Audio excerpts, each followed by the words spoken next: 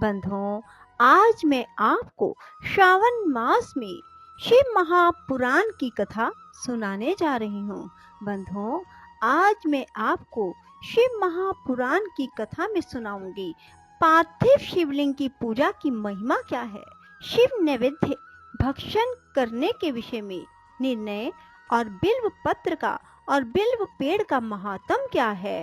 बंधुओं, बहुत ध्यान लगा कर सुने, आपको सारा ज्ञान होगा कि कैसे पार्थिव शिवलिंग की पूजा करने से किस फल की प्राप्ति होती है। बिल्व पत्र और बिल्व पेड़ की महिमा क्या है। महर्षियों, पार्थिव लिंगों की पूजा कोटि कोटि यज्ञों का फल देने वाली है। कलयुग में लोगों के लिए शिवलिंग पूजन जैसा श्रेष्ठ दिखाई देता है, वैसा दूसरा कोई साधन नहीं है। यह समस्त शास्त्रों का निश्चित सिद्धांत है। शिवलिंग भोग और मोक्ष देने वाला है। लिंग 3 प्रकार के कहे गए हैं, उत्तम, मध्यम और अधम। जो 4 अंगुल ऊंचा और देखने में सुंदर हो तथा वेदी से युक्त हो, उस शिवलिंग को शास्त्रज्ञ महर्षियों ने उत्तम कहा है। उससे आधा मध्यम और उससे आधा अधम माना गया है। इस तरह 3 प्रकार के शिवलिंग कहे गए हैं जो उत्तरोत्तर श्रेष्ठ हैं। ब्राह्मण, क्षत्रिय, वैश्य, शूद्र अथवा विलोम संकर कोई भी क्यों ना हो, वह अपने अधिकार के अनुसार वैदिक अथवा तांत्रिक मंत्र से सदा आदर पूर्वक शिवलिंग की पूजा करे। ब्राह्मणों, महर्षियों, अधिक कहने से क्या लाभ। शिवलिंग का पूजन करने में स्त्रियों का तथा अन्य सब लोगों का अधिकार है। द्विजों के लिए वैदिक पद्धति से ही शिवलिंग की पूजा करना श्रेष्ठ है, परंतु अन्य लोगों के लिए वैदिक मार्ग से पूजा करने की सम्मति नहीं है। वेदज्ञ द्विजों को वैदिक मार्ग से ही पूजन करना चाहिए, अन्य मार्ग से नहीं। यह भगवान शिव का कथन है। दधीचि और गौतम आदि के शाप से जिनका चित्त दगध हो गया है, उन द्विजों की वैदिक कर्म में श्रद्धा नहीं होती। जो मनुष्य वेदों तथा स्मृति में कहे गए सत्कर्मों की अवहेलना करके दूसरे कर्म को करने लगता है, उसका मनोरथ कभी सफल नहीं होता। इस प्रकार विधि पूर्वक भगवान शंकर का नैवेद्य अंत पूजन करके उनकी त्रिभुवनमय 8 मूर्तियों का भी वही पूजन करें। पृथ्वी, जल, अग्नि, वायु, आकाश, सूर्य, चंद्रमा तथा यजमान, ये भगवान शंकर की 8 मूर्तियां कही गई हैं। इन मूर्तियों के साथ साथ शर्व, भव, रुद्र, उग्र, भीम, ईश्वर, महादेव तथा पशुपति, इन नामों की भी अर्चना करें। इसके बाद चंदन, अक्षत और बिल्व पत्र लेकर वहां ईशान आदि के क्रम से भगवान शिव के परिवार का उत्तम भक्ति भाव से पूजन करें। ईशान, नंदी, चंड, महाकाल, भृंगी, वृष, स्कंद, कपदेश्वर, सोम और शुक्र, ये 10 शिव के परिवार हैं, जो क्रमशः ईशान आदि 10 दिशाओं में पूजनीय हैं। इसके बाद भगवान शिव के समक्ष वीरभद्र का और पीछे कीर्ति मुख का पूजन करके विधि पूर्वक 11 रुद्रों की पूजन करें। इसके बाद पंच अक्षर मंत्र का जप करके शतरुद्रीय स्तोत्र का, नाना प्रकार की स्तुतियों का और शिव पंचांग का पाठ करें। तत्पश्चात परिक्रमा और नमस्कार करके शिवलिंग का विसर्जन करें। इस प्रकार मैंने शिव पूजन की संपूर्ण विधि का आदर पूर्वक वर्णन किया। रात्रि में देव कार्य को सदा उत्तर अभिमुख होकर करना चाहिए। इसी प्रकार शिव पूजन भी पवित्र भाव से सदा उत्तर अभिमुख होकर ही करनी चाहिए। जहाँ शिवलिंग स्थापित हो, उससे पूर्व दिशा का आश्रय लेकर नहीं बैठना चाहिए और ना ही खड़े होना चाहिए, क्योंकि वह दिशा भगवान शिव के आगे या सामने पड़ती है। इष्ट देव का सामना रोकना ठीक नहीं है।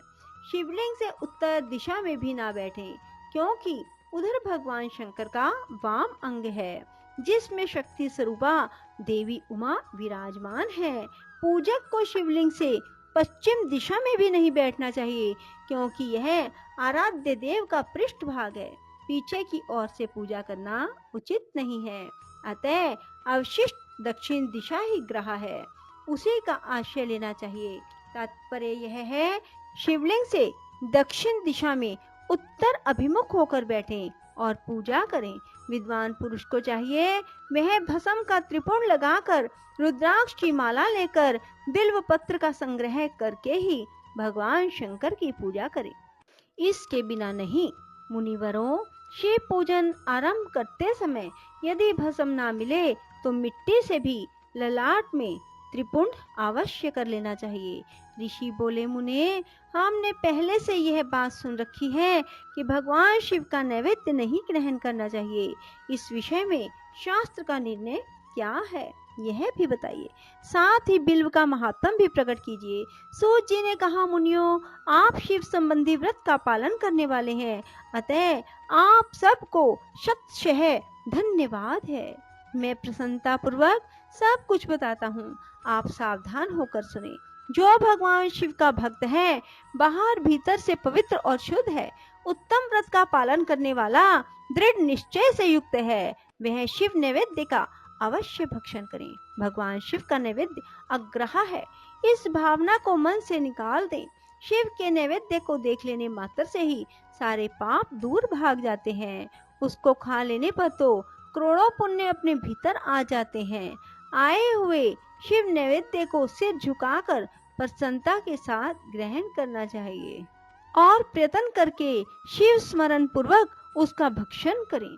आए हुए शिव नैवेद्य को जो यह कहकर कि मैं इसे दूसरे समय में ग्रहण करूंगा, लेने में विलंब कर देता है, वह मनुष्य निश्चय ही पाप से बन जाता है।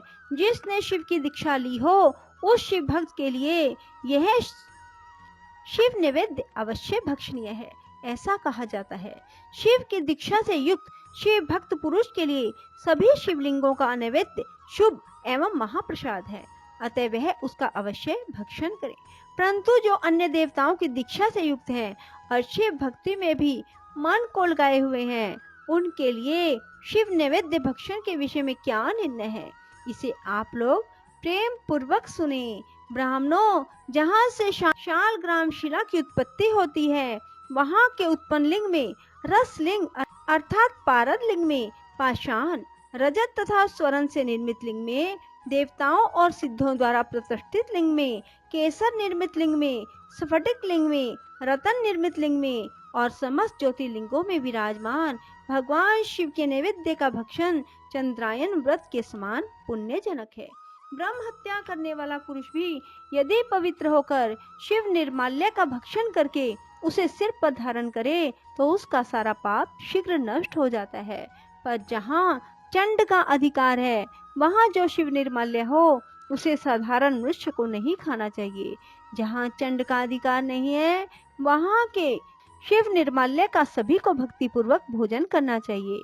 बाणलिंग, नर्मदेश्वर, लोह निर्मित स्वर्ण आदि धातुमय लिंग, सिद्धलिंग, जिन लिंगों की उपासना से किसी ने सिद्धि प्राप्त की है अथवा जो सिद्धों द्वारा स्थापित हैं, वे लिंग, शंभुलिंग, इन सब लिंगों में तथा शिव की प्रतिमाओं, मूर्तियों में चंड का अधिकार नहीं है। जो मनुष्य शिवलिंग को विधि पूर्वक स्नान कराकर उस स्नान के जल का 3 बार आचमन करता है, उसके कायिक, वाचिक, मानसिक तीनों प्रकार के पाप शीघ्र नष्ट हो जाते हैं। जो शिव नैवेद्य पत्र, पुष्प, फल और जल अग्रह है, वह सब भी शालग्राम शिला के स्पर्श से पवित्र ग्रहण के योग्य हो जाते हैं। मुनीश्वरों, शिवलिंग के ऊपर चढ़ा हुआ जो द्रव्य है वह अग्रह है। जो वस्तु लिंग स्पर्श से रहित है, अर्थात जिस वस्तु को अलग रखकर शिवजी को निवेदन किया जाता है, लिंग के ऊपर नहीं चढ़ाया जाता, उसे अत्यंत पवित्र जानना चाहिए। मुनिवरों, इस प्रकार नैवेद्य के विषय में शास्त्र का निर्णय बताया गया है। अब तुम लोग सावधान हो, आदर पूर्वक बिल्व का महात्म सुनो। यह बिल्व वृक्ष महादेव का ही रूप है, देवताओं ने भी इसकी स्तुति की है, फिर किसी तरह से इसकी महिमा कैसे जानी जा सकती है। तीनों लोकों में जितने पुण्य तीर्थ प्रसिद्ध हैं, वे संपूर्ण तीर्थ बिल्व के मूल भाग में निवास करते हैं। जो पुण्य आत्मा मनुष्य बिल्व के मूल में लिंग स्वरूप अविनाशी महादेव जी का पूजन करता है, वह निश्चय ही शिव पद को प्राप्त होता है। जो बिल्व की जड़ के पास जल से अपना मस्तक सींचते हैं, वह संपूर्ण तीर्थों में स्नान का फल पा लेता है।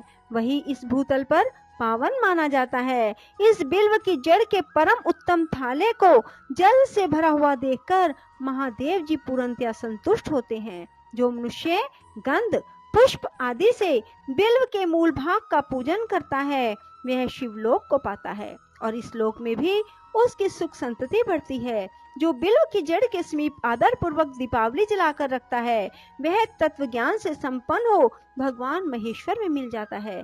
जो बिल्व की शाखा थामकर हाथ से उसके नए नए पल्लव उतारता और उनसे उस बिल्व की पूजा करता है, वह सब पापों से मुक्त हो जाता है।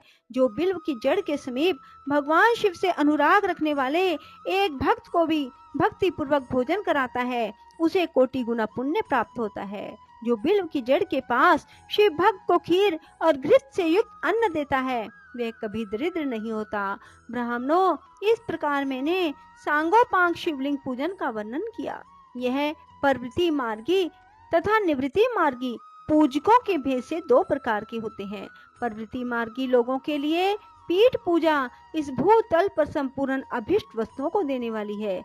प्रवृत्त पुरुष सुपात्र गुरु आदि के द्वारा ही सारी पूजा संपन्न करें और अभिषेक के अंत में अगहने के चावल से बना हुआ नैवेद्य निवेदन करें।